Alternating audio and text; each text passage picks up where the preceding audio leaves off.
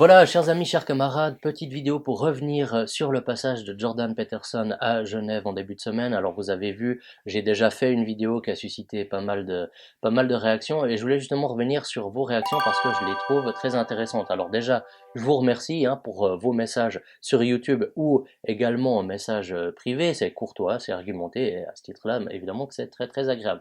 Néanmoins, il y a deux aspects sur lesquels je voulais revenir brièvement dans cette vidéo. Le premier, c'est que beaucoup d'admirateurs en fait de Peterson me reprochent un ton pas tout à fait fan. Enfin, comme je l'ai dit, pour moi Peterson a fait plus de bien que de mal. Mais on me dit ah mais si t'es pas pleinement convaincu, si tu as l'impression que c'est beaucoup de banalité qu'il dit, c'est parce que tu n'as pas vu cette vidéo de 2014, tu n'as pas lu son nouveau bouquin, tu n'as pas vu ci, ou si tu avais payé pour ce workshop ou je sais pas quoi, tu verrais qu'il répond à cette question, etc. Et quelque chose que je trouve très intéressant, c'est quelque chose qu'on voit beaucoup dans les musiques alternatives. Si vous n'aimez pas l'album d'un groupe de métal pointu, par exemple, c'est que vous n'avez pas compris sa musique. Enfin, les fans hardcore du groupe vont vous refuser tout simplement le droit de ne pas être fan du groupe qu'ils préfèrent. Et ce qui est intéressant, c'est que Peterson est un intellectuel, mais que les gens qui s'intéressent à ce qu'il produit réagissent comme des fans et pas comme des personnes qui trouvent là des idées qui sont utiles pour mieux vivre. Enfin, ils ont le sentiment d'une mission à accomplir au service du maître. Alors moi, j'ai beaucoup travaillé au début des années, enfin au milieu des années 2000 sur le phénomène Soral-Dieudonné. J'étais dans la presse mainstream, comme on dit à ce moment-là, et là aussi, quand on touchait un cheveu de Soral, eh bien, ces fans étaient souvent un petit peu agressifs. Alors la comparaison, évidemment, s'arrête là, parce que comme je l'ai dit, je pense que Peterson a plutôt fait du bien à la société, et à mon avis, Soral plutôt du mal. Enfin, tous ceux qui l'ont approché savent de quel genre d'individu on parle. Mais néanmoins, il y a quand même un procédé qui est assez semblable, enfin une disposition d'esprit qui est un peu semblable chez les personnes qui adorent qui vénèrent les deux, c'est-à-dire le sentiment de devoir défendre le maître. Alors concernant Soral, il y en a plus beaucoup, mais enfin on l'appelait d'ailleurs le maître du logos, et pas toujours ironiquement, avec même ce slogan Soral a toujours raison, bon qui est devenu Soral a presque toujours raison. Enfin, je pense qu'il y a quand même des éléments qui sont pas sans rappeler les deux choses. Maintenant, évidemment, ah oui, puis un autre élément important, c'est qu'il y a cette idée de, mais ils ont tellement souffert, on les a tellement attaqués, on doit les défendre. Et c'est la même chose chez Peterson actuellement, là encore. Donc voilà, je voulais vous mettre en garde contre cette disposition d'esprit qui, à mon avis, va anesthésier votre esprit critique, et tout ça sans évidemment remettre en question la valeur intrinsèque ou les capacités intellectuelles de Peterson qui, bon, bah voilà, a une carrière qui parle pour lui et qui a suffisamment œuvré, évidemment, pour avoir le droit de l'ouvrir et donner des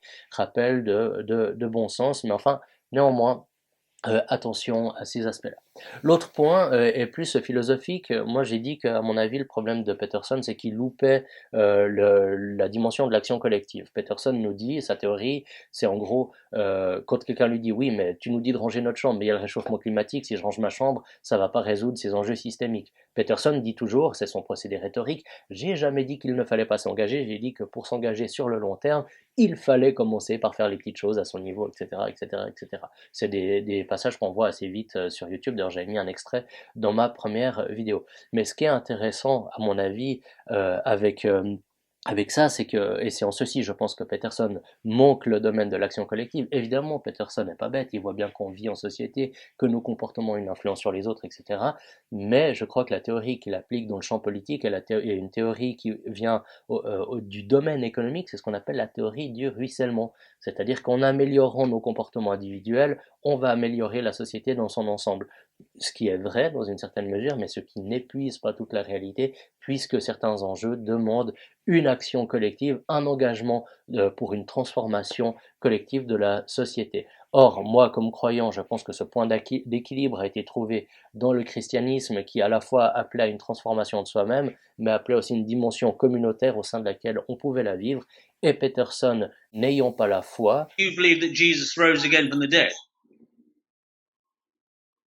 I cannot answer that question. effectivement, manque ce coche-là et loupe un enjeu de transformation plus global et sur le plus long terme. Voilà, donc c'était deux précisions que je voulais apporter. Cela dit, encore une fois, je tiens à préciser que Peterson, moi j'ai lu son bouquin avec un ennui que je qualifierais de poli. Il y a des bonnes choses dedans. On voit que c'est quelqu'un qui a beaucoup lu des classiques. C'est plutôt agréable de voir des analyses de ce que signifie ce passage chez Dostoïevski, ce genre de choses-là. Mais enfin, c'est pas l'auteur du siècle. Voilà. Je suis navré. Pour moi, c'est pas l'auteur du siècle. C'est pas inutile. C'est pas malfaisant. Au contraire. Mais c'est pas l'auteur du siècle. Et je pense qu'il y a une dimension irrationnelle aujourd'hui chez certains de ses fans. Et c'est ça que je voulais modestement mettre en lumière dans cette vidéo. Je vous remercie beaucoup et je vous dis à la prochaine.